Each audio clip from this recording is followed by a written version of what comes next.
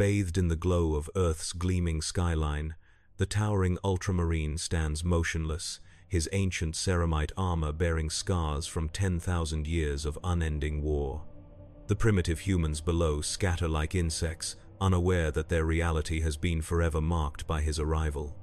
Behind his emotionless helm, Brother Titus calculates the corruption potential of a world that welcomes Xenos as heroes. But as the veil between dimensions grows thin, and whispers of the warp seep into mortal minds, one question burns brighter than faith itself. Will this world's champions stand with humanity's grim defender, or will they become the very heresy he was born to purge? Debris fell like burning tears from a sky that bled crimson. Brother Titus Valens of the Ultramarines' Second Company stared upward through his damaged helmet, autosenses struggling to filter the apocalyptic data flooding his systems. The battle barge Oath of Moment hung in low orbit, its massive hull breached in 17 places where the Chaos warship Vindictus Derelictus had rammed it. Void shields flickered like dying fireflies as the two Leviathans disgorged their warriors into the void. "Emperor, preserve us," Titus whispered, his Vox transmitter crackling with interference. Around him, the agri world of Caspian IV burned. What had begun as a routine compliance verification had transformed into catastrophe when the Chaos Warband emerged from the Imperium without warning. The ruinous powers had timed their attack perfectly, catching the Ultramarines' complement scattered across the planet's surface. Titus checked his bolter's ammunition counter. 3 rounds remained. His combat knife was notched, and his power armor's right pauldron had been shattered by a Chaos Champion's thunderhammer. Blood, both his and that of his enemies, coated his ceramite plate in a grotesque painting of devotion and sacrifice. "Brother Titus, fall back to extraction point Primus." The voice of Sergeant Agerman cut through. "The static. The warp rift is expanding. The Vindictus is attempting to summon something through." "Confirmed, Brother Sergeant," Titus replied, turning toward the extraction coordinates displayed on his helm's tactical overlay. Behind him, the screams of the dying farmers of Caspian IV faded into the background roar of bolter fire and demonic howls. Guilt flared within him briefly, before training reasserted itself. The mortals were lost. The threat to the Imperium took priority. He began to run, each thunderous step of his power armor crushing the fertile soil of what had been, mere hours ago, a productive agri-field. Now it was a graveyard. Ahead, a plume of blue smoke marked the extraction point where a Thunderhawk gunship would descend to retrieve the surviving Astartes. The warp rift pulsed above, a cancerous wound in reality that spread with each passing second. Through his enhanced vision, Titus could see it a tear in the material universe that revealed glimpses of the howling Imperium beyond. Lightning of impossible colors spilled from its edges, striking the planet below with reality-warping force. "Brother Sergeant," Titus voxed, "the anomaly is expanding faster than projected. I may not reach extraction in time," Static answered him. "Then, the Emperor protects, Brother Titus. Continue to extraction point Delta instead, Thunderhawk inbound." Titus adjusted his course, pushing his transhuman body to its limits. A small group of cultists appeared from behind a burning hab unit, their bodies twisted by unholy mutations. Titus did not slow. His last 3 bolter rounds found their marks in eye sockets and exposed throats.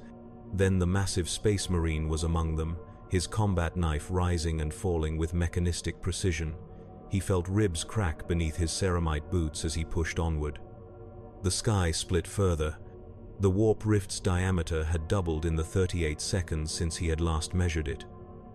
Mathematical projections scrolled across his helm's display, and Titus felt a rare sensation: doubt. The extraction point would be consumed before he reached it. A bolt of impossible energy struck the ground 20 meters ahead, carving a perfect circle in reality. The soil, the very atoms that comprised it, simply ceased to exist.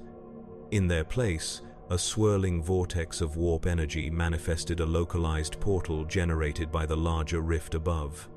Titus skidded to a halt, searching for an alternative route. His enhanced mind calculated trajectories, probabilities, survival rates. None were favorable. "Emperor, guide me," he whispered, though no Vox channel remained to carry his words. The portal pulsed hungrily. Behind Titus, the sound of demonic laughter grew closer. Ahead, only the unknown maw of the warp waited. Neither choice offered survival, but one offered the chance to deny chaos a kill.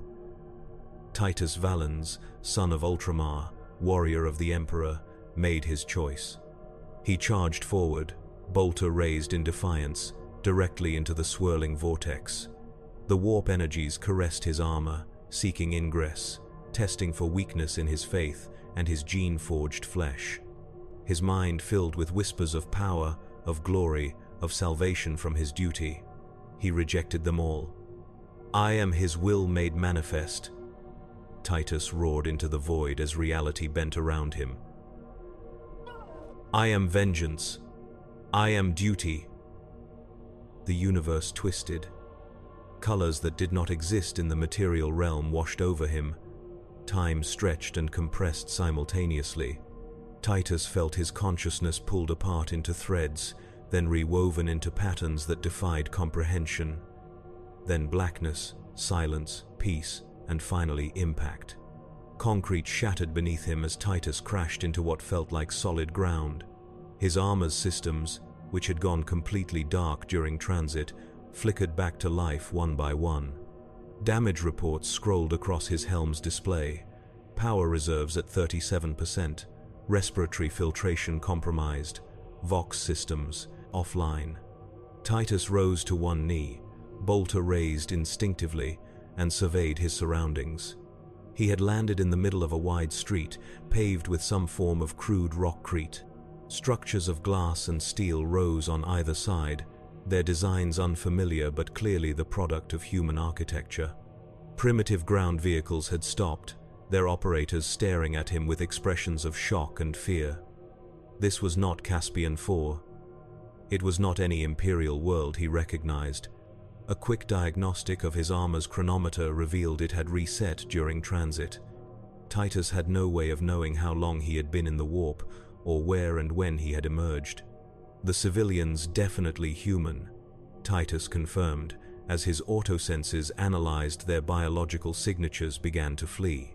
Their panicked screams filled the air, a reaction Titus had witnessed countless times when mortals first encountered the Adeptus Astartes. Even loyal Imperial citizens often reacted with fear before awe when confronted with a space marine. "Be at peace," Titus said, his external vox crackling but functional. "I am a servant of the Imperium. Identify your world and your governor." Their terror only intensified. Strange symbols adorned the buildings and vehicles, not Imperial aquillas or the markings of any known Forge world.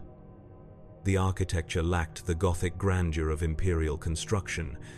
No statues of the Emperor or his primarchs watched over these streets. A disturbing possibility formed in Titus's mind. Either he had been cast to some distant, non-compliant human world, or his thoughts were interrupted as his armor's auspex detected approaching aircraft. 3 small vehicles approached at high speed, their design unlike any Imperial flyer he had encountered. They descended rapidly, taking up positions that effectively surrounded him. From one of the craft, a voice amplified by some crude Vox system called out, "Attention, unidentified hostile. This is SHIELD. You are surrounded. Power down your weapons and surrender immediately." Titus analyzed the term. SHIELD. No known Imperial organization or Forge World designation matched. The craft carried primitive projectile weapons, easily identified by his armor's threat assessment protocols. Their design suggested a technological level far below Imperial standard, perhaps equivalent to late Age of Terror weaponry. A non-compliant human world, then. Perhaps one that had somehow escaped the Imperium's notice for millennia, or had regressed after losing contact during Old Night. "I am Brother Titus Valens of the Ultramarine Second Company," he responded, lowering his bolter slightly but not relinquishing it. "I serve the God Emperor of mankind and the Imperium of man. I mean no harm to loyal subjects of the throne, The response came swiftly, final warning. Power down and surrender, or we will open fire. Titus assessed his options. He was alone on an unknown world with limited ammunition and damaged armor. While he could certainly destroy these primitive craft, doing so would serve no tactical purpose and might eliminate valuable sources of information. Additionally, the Codex Astartes provided clear guidance on interaction with lost human colonies. Initial contact should prioritize information gathering over compliance enforcement when operating without proper Imperial authority. I will comply temporarily, Titus said, magnetizing his bolter to his thigh plate. But know that I answer only to the Emperor and my chapter. The aircraft remained in position as a ground vehicle approached larger than the civilian transports, armored, though still primitive by Imperial standards. From it emerged humans in black tactical gear carrying projectile weapons. Their body language betrayed professional training, though nothing approaching the discipline of even the lowest ranks of the Imperial Guard. One stepped forward, weapon raised. On your knees, hands behind your head. Titus almost laughed at the absurdity of the command. His armor alone weighed several hundred kilograms. The servos and machine spirits that allowed him to move with lethal grace could not easily be positioned as the human demanded. More importantly, no Space Marine would willingly assume such a vulnerable posture before unconfirmed authorities. I cannot comply with that specific request, Titus stated, his voice emotionless. My armor's design makes such a position impossible. I will, however, remain stationary and non-hostile while we establish diplomatic contact. The humans conferred quickly among themselves, their voices too low for even Titus's enhanced hearing to catch over the idling engines of their vehicles. Finally, the apparent leader spoke again. We're going to escort you to a secure facility. Any hostile movement will be met with immediate response. Do you understand? Understood, Titus replied. Lead, and I shall follow. As the humans arranged their escort formation, Titus activated his armor's data logging function. Every observation, every word, every detail of this strange world would be recorded for eventual transmission to his chapter, should he find a way to return. The Codex Astartes dedicated 17 full pages to protocols for Astartes, isolated on non-compliant worlds. Titus had memorized them all. For now, he would observe. He would gather intelligence. He would evaluate the spiritual corruption of this world and determine if its people could be brought into the Emperor's light, or if they were too far gone. And he would search for a way home back to the endless war that was his purpose and his sacred duty. The black vehicles formed a convoy around him as he walked, their engines straining to match the pace of even his measured steps. Above, the aircraft maintained their vigilant positions. Civilians lined the streets at a distance, recording his passage with small devices that Titus's autosenses identified as primitive picked capturers.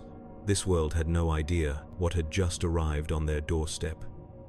They had no concept of the Imperium, of the constant war against Xenos and Chaos, of the sacrifice demanded of humanity across the galaxy.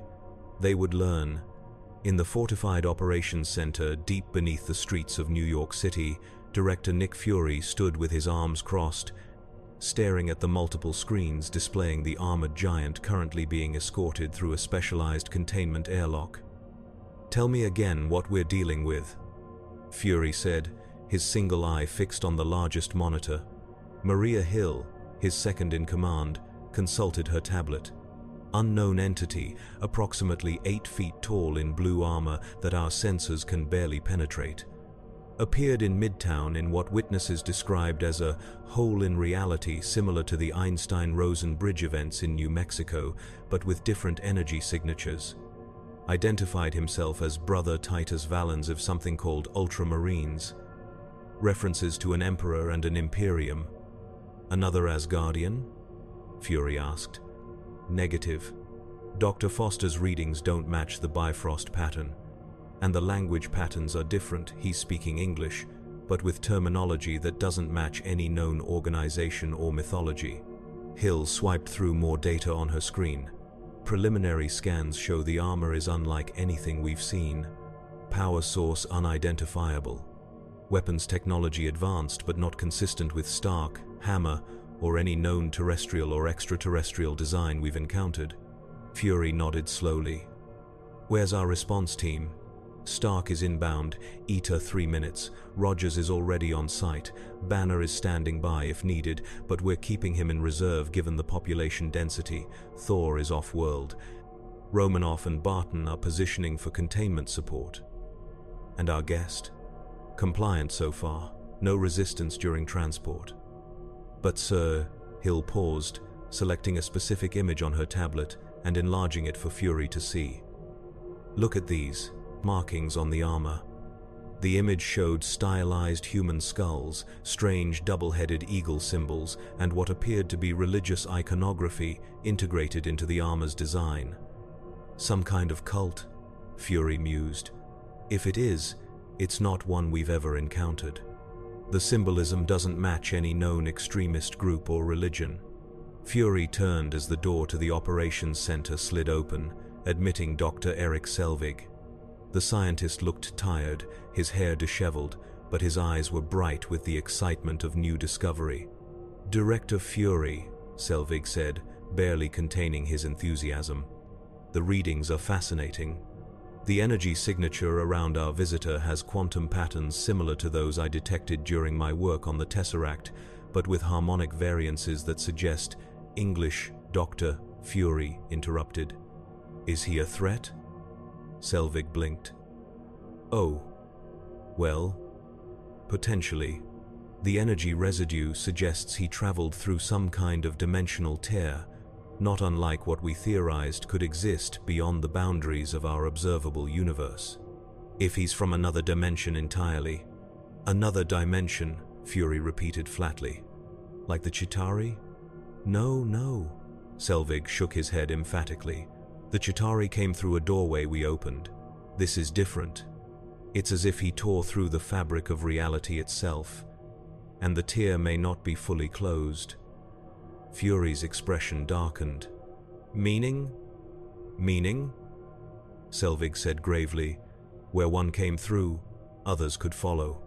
Or worse, whatever exists in the space between dimensions could find the tear and come through as well.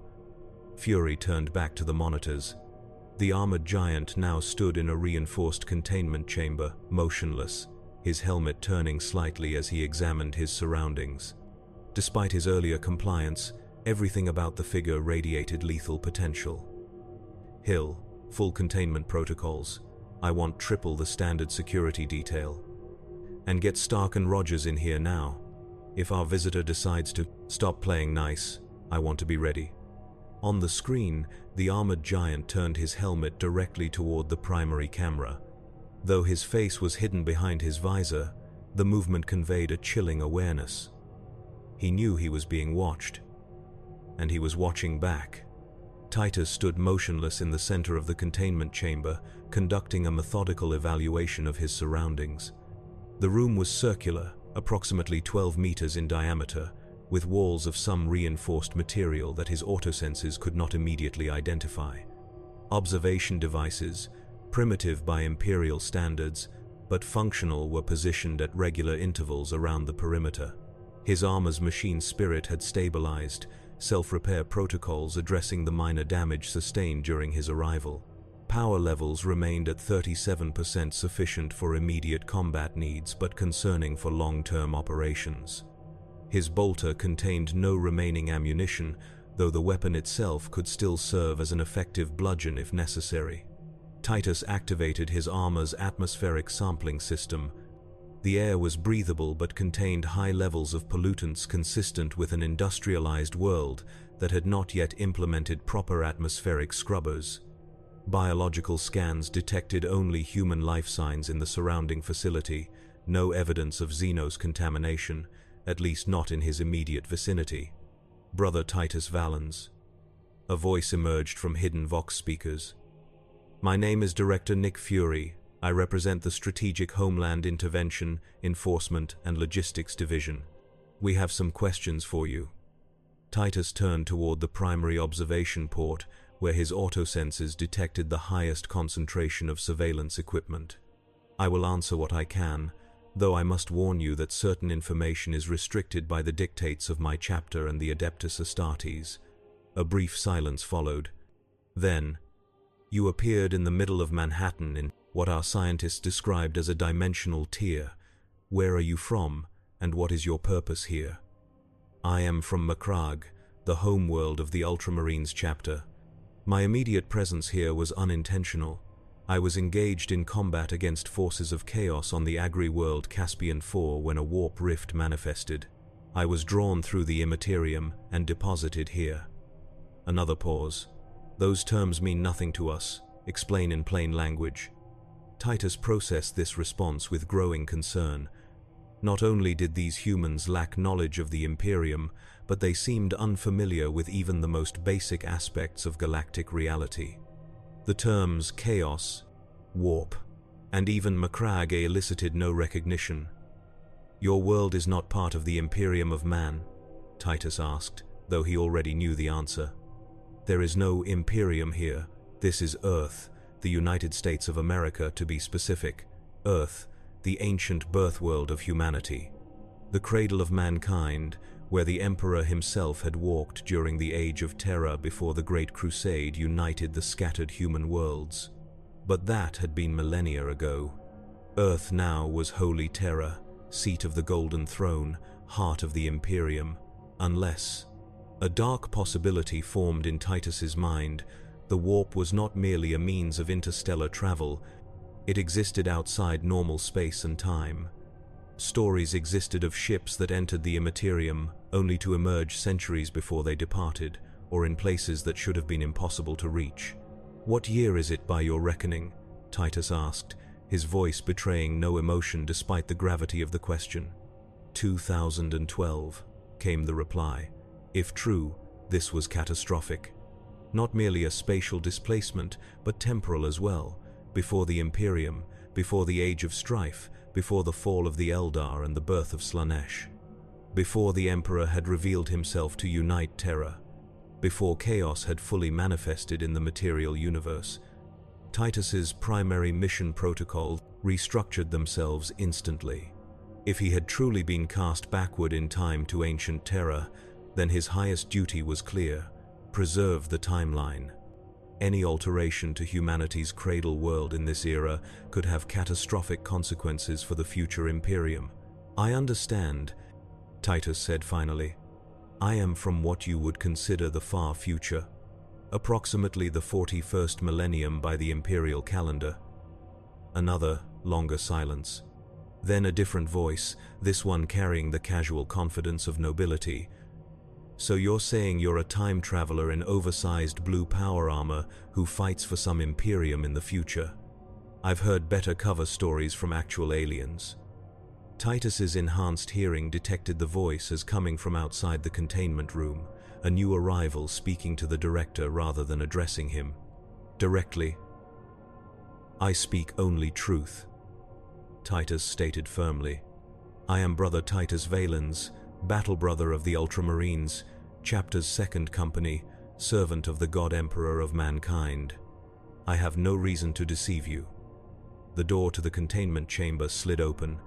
Two men entered, one dark-skinned with an eye patch, presumably the director who had spoken earlier, and another with a neatly trimmed beard wearing civilian attire that nonetheless appeared to be of high quality.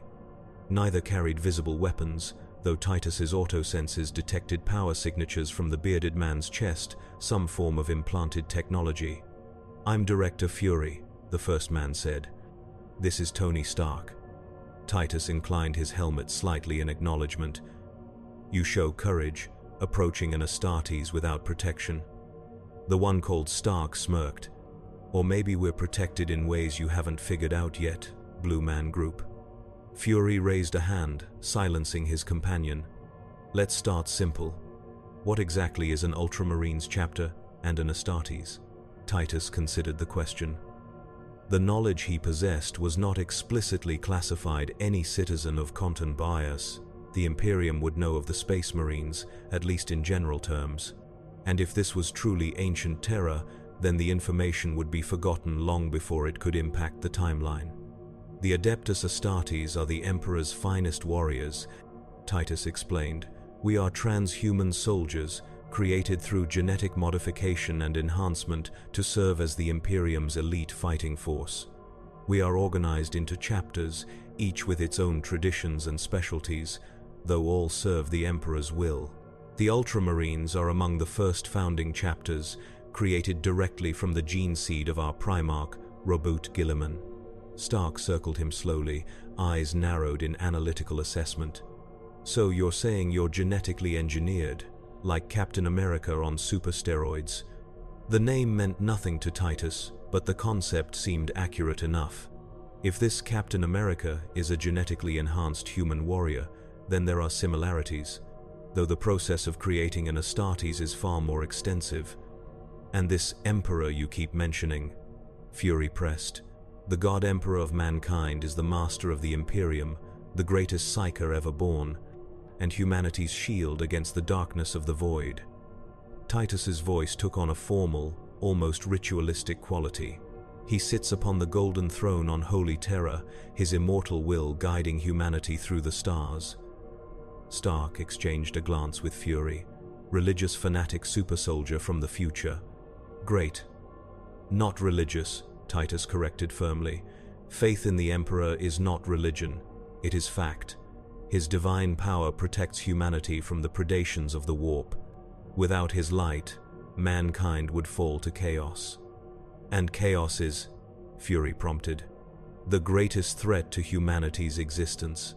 The ruinous powers of the warp malevolent entities, formed from the worst aspects of sentient emotion and thought.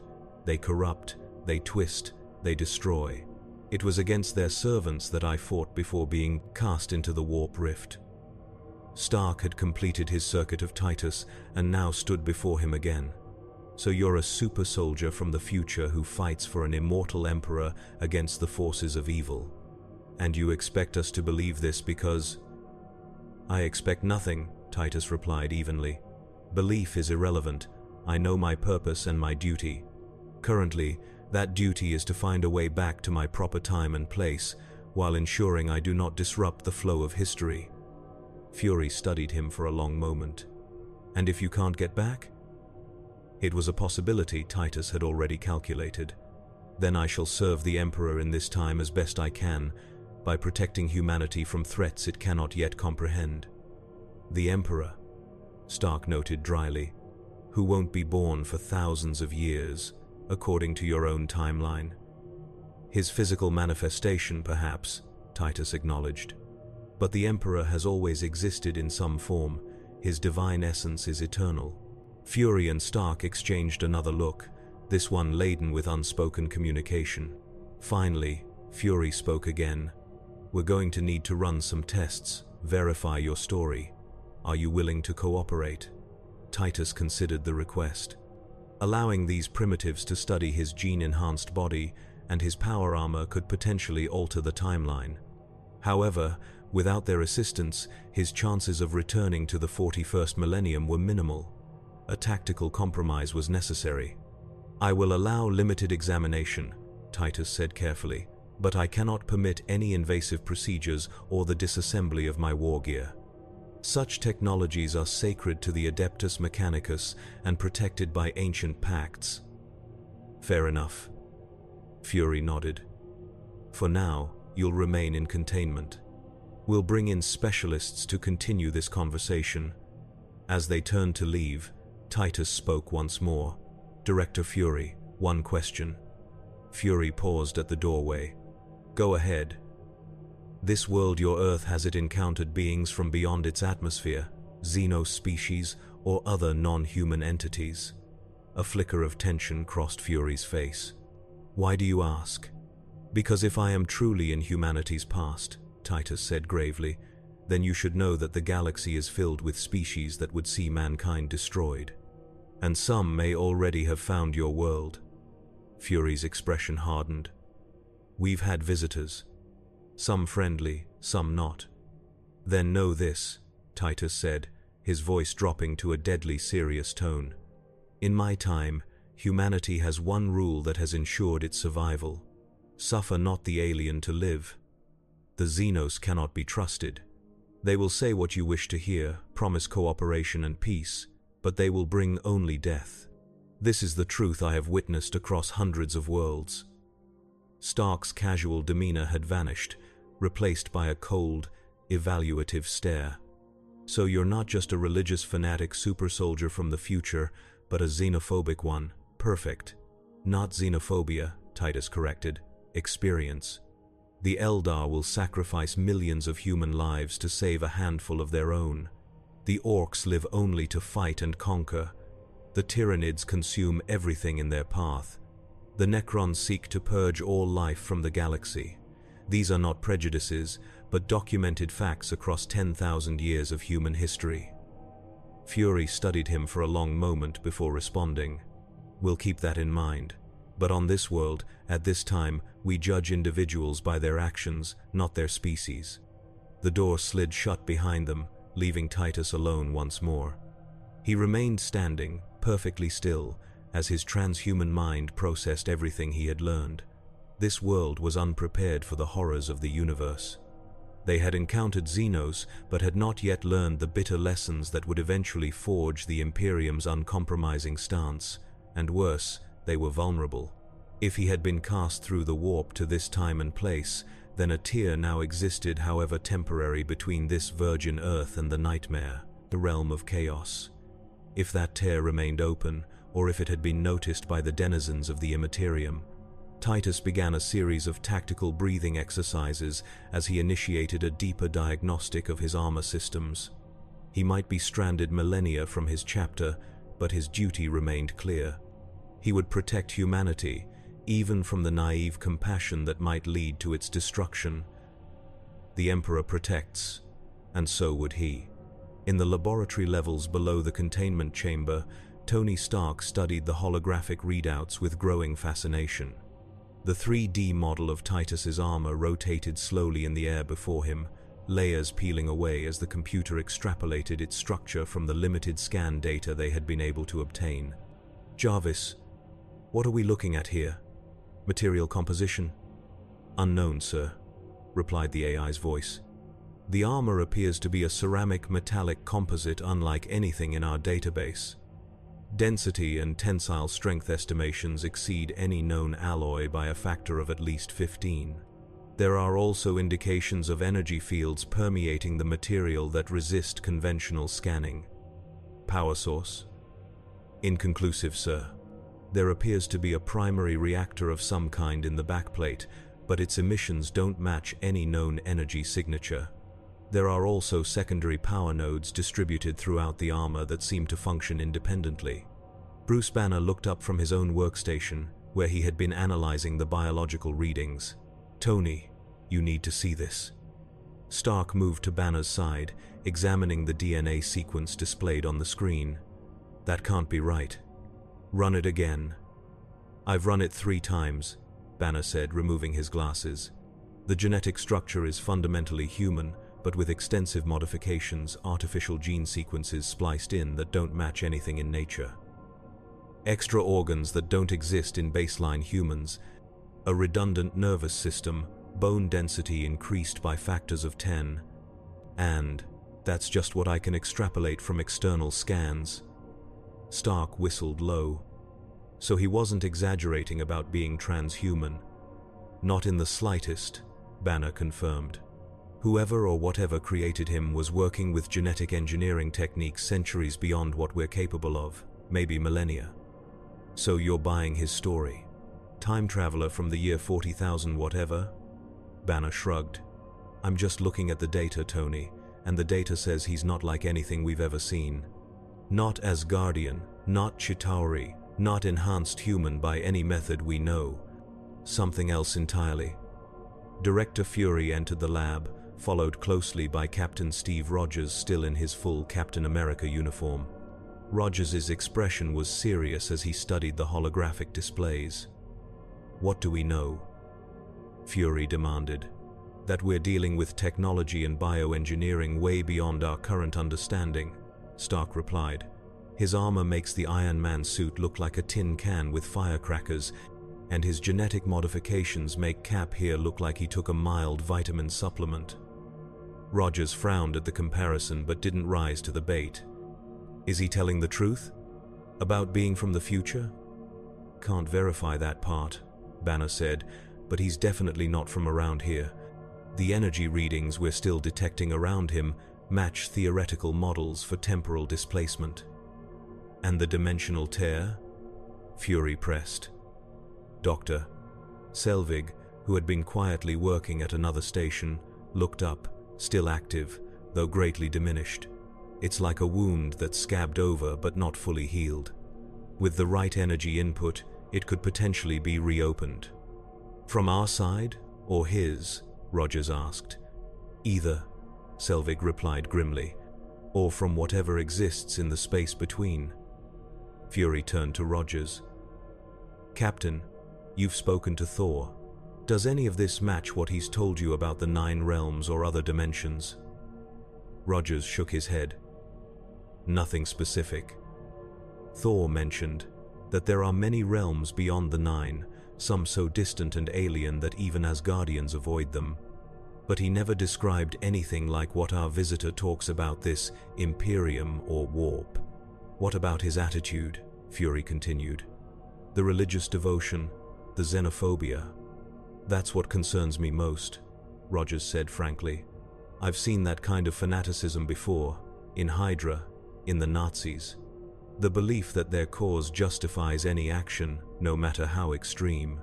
He talks about this emperor like a god and seems to genuinely believe that all non-humans should be exterminated on principle.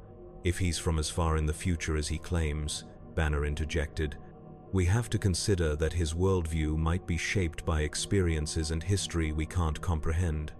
Maybe in his time, humanity really has been at war with alien species for thousands of years. Or maybe he's the product of some future fascist regime that's twisted human genetics to create the perfect soldier. Stark countered. Either way, I'm not comfortable with him walking around with that mindset and that much firepower. Fury nodded slowly. For now, he stays in containment.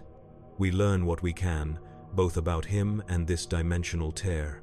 If it poses a threat to Earth, I want options for sealing it permanently. And if he decides he doesn't want to stay in containment? Rogers asked quietly. Fury's expression hardened. Then we find out just how transhuman he really is. Titus knelt in the center of the containment chamber, his bolter placed on the floor before him, his helmet removed and set aside. His eyes were closed, his breathing measured and controlled as he recited the litany of focus. 6 hours had passed since his arrival, and he had used the time to conduct a thorough assessment of his situation and to perform the necessary prayers and meditations required of an Astartes. The door to the chamber slid open, but Titus did not interrupt his ritual. His transhuman senses had already far identified the newcomer by the pattern of his footsteps and the rhythm of his breathing, the one called Steve Rogers, who had briefly observed him earlier but had not entered or spoken. I'm sorry to interrupt, Rogers said, his tone respectful. Titus completed the final verse of the litany before opening his eyes. You have not interrupted, merely joined my presence during prayer. The ritual is complete. He rose to his full height, towering over the human despite Rogers being tall and well built by mortal standards. You are different from the others.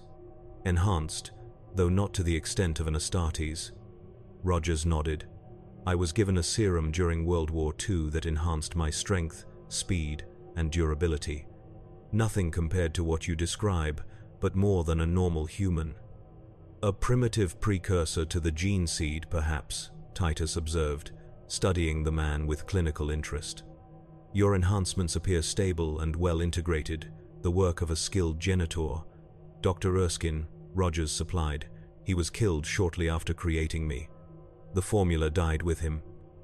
As the Emperor wills, Titus said automatically, such knowledge is dangerous in the wrong hands. Rogers's expression tightened slightly. That's actually what I wanted to discuss with you. Your beliefs about this Emperor and your views on non-humans have some of our people concerned. Titus regarded him impassively. The truth often concerns those not ready to hear it. The Emperor protects humanity because humanity requires protection. The galaxy is filled with horrors beyond mortal comprehension. Without his light, mankind would have perished millennia ago. You speak of this Emperor as if he's a god. He is divine, Titus confirmed. Though in my time, he no longer walks among us in physical form. His mortal body was mortally wounded during the Horus heresy, and he now sits upon the golden throne, his psychic might holding back the tides of the warp, while his consciousness guides humanity through the stars. Rogers crossed his arms, his posture suggesting discomfort with the topic. And the xenophobia? The belief that all aliens should be exterminated? It is not fear that drives the Imperium's stance on Xenos, Titus explained patiently. It is experience. Humanity extended the hand of friendship to alien species during the dark age of technology. Those same species turned on mankind during the age of strife, when warp storms isolated human worlds from one another. They enslaved us, hunted us, used us for food and sport. The Emperor's decree to suffer not the alien to live stems not from hatred, but from the wisdom of bitter experience. But surely there must be some peaceful species, some potential allies. Titus cut him off with a sharp gesture. There are no allies among the Xenos, only temporary convergences of interest. The Eldar may fight alongside humans against chaos or orcs, but they will sacrifice entire human worlds without hesitation if it serves their purposes. The Tau preach their greater good while sterilizing human populations and erasing their cultures. These are not hypotheticals, Rogers. These are documented facts across 10,000 years of galactic history. Rogers studied him thoughtfully. You truly believe this? I have witnessed it, Titus replied simply. I have fought on 100 worlds against a dozen Xeno species. I have seen the atrocities committed by the alien against human populations. This is not belief. It is knowledge. And if you met an alien here, in our time, who had done none of these things, who had helped humanity, even saved lives. Titus's expression hardened. I would judge it by the standards of the Imperium, as is my duty.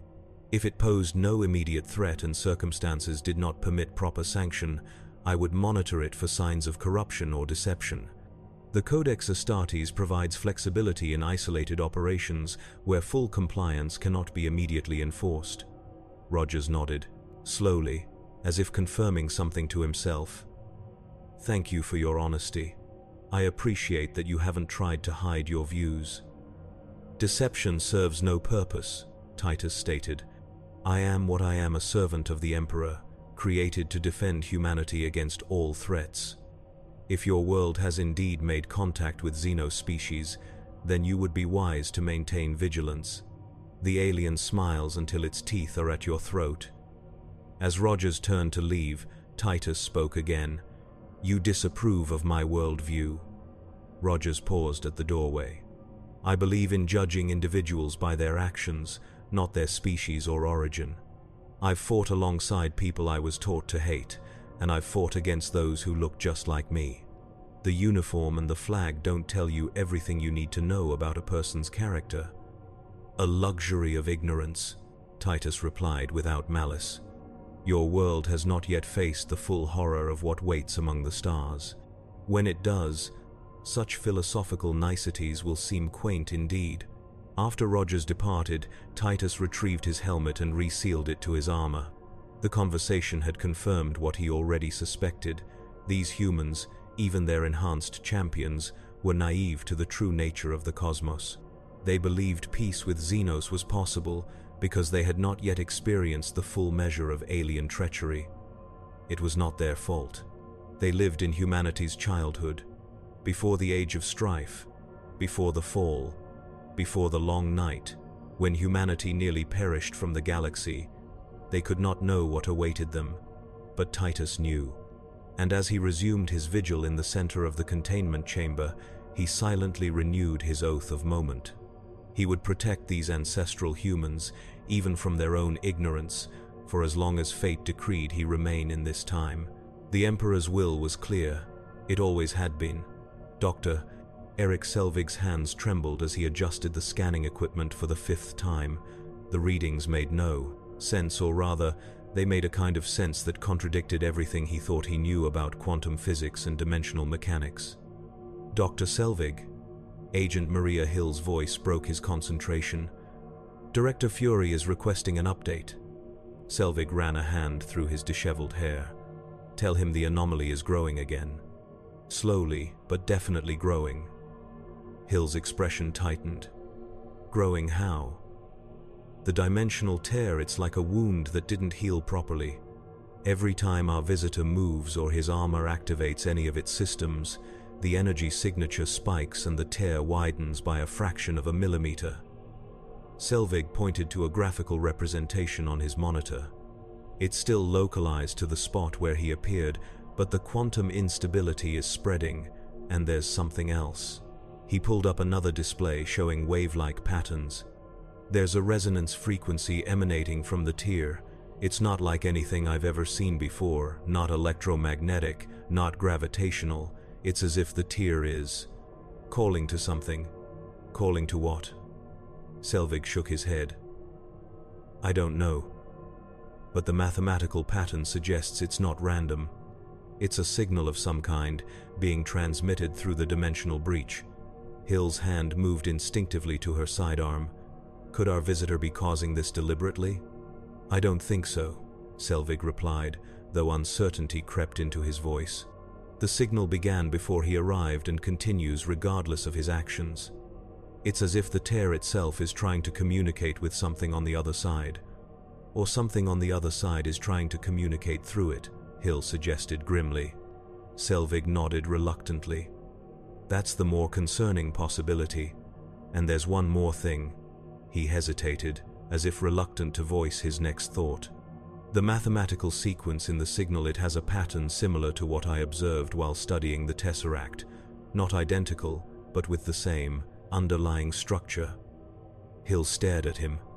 You're saying there's a connection between this tear and the Tesseract? Not a direct connection, but perhaps they're both accessing the same underlying dimensional fabric. The Tesseract is a doorway to the other end of space. This tear might be a doorway to something else entirely, not just another point in space, but perhaps another reality altogether. Hill was already activating her communicator. Director Fury needs to hear this immediately, and Dr. Banner. If this thing is growing, a sudden alarm cut her off. Red warning lights flashed across Selvig's monitoring equipment as a spike of energy surged through his detectors. It's happening again! Selvig shouted, frantically adjusting controls. Energy spike from the tear, magnitude increasing exponentially. On his monitors, the graphical representation of the dimensional breach flared from a pinpoint to a pulsing circle. Numbers scrolled rapidly across adjacent screens, quantum measurements escalating beyond established parameters. Containment breach imminent. An automated voice announced over the facility's speaker system. All personnel evacuate to designated safe zones. Hill was already moving, dragging Selvig away from his equipment. We need to get to the secure command center. Now. As they rushed from the laboratory, Selvig cast one final glance at his monitors. The tear was no longer just growing, it was transforming, its energy signature shifting into patterns that defied conventional physics. The breach was no longer merely a passive dimensional anomaly. It was becoming active, becoming intentional, becoming a doorway. And something was coming through. The alarms triggered Titus's combat reflexes instantly. He rose from his meditative posture, bolter in hand, helmet scanning for threats. The primitive security systems in the chamber had shifted to emergency protocols, lights flashing red, automated lockdown procedures engaging. But it wasn't the alarms that truly alerted him. It was the sensation that crawled across his skin, even through his power armor, the unmistakable psychic resonance of the warp. The dimensional breach was reopening, and where the warp touched real space, chaos would inevitably follow. Titus activated his armor's full combat systems, diverting auxiliary power to his defensive fields. The machine spirit of his battleplate responded eagerly, activation runes glowing blue across his tactical display as dormant systems came online. With power reserves at only 37%, he would need to conserve energy, but full combat readiness was non-negotiable. Facility personnel, Titus voxed through his armor's external speakers. The warp breach is expanding. You face imminent demonic incursion. Release me from containment immediately. No response came.